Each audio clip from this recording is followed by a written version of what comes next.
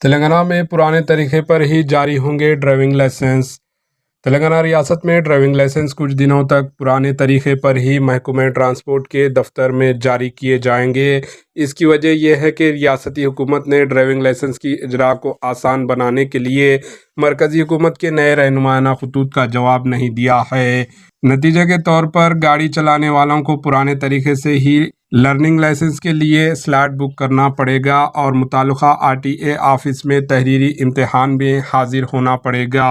اس کے بعد مستقل لائسنس صرف اسی صورت میں حاصل کیا جا سکتا ہے جب کوئی مقرر وقت میں ڈرائیونگ ٹیسٹ پاس کر لے۔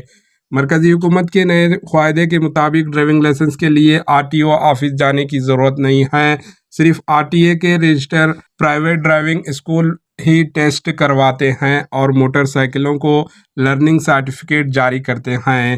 لرننگ سرٹیفکیٹ کی بنیاد پر RTO آفس میں مستقل لائسنس کے لیے درخواست داخل کر سکتے ہیں۔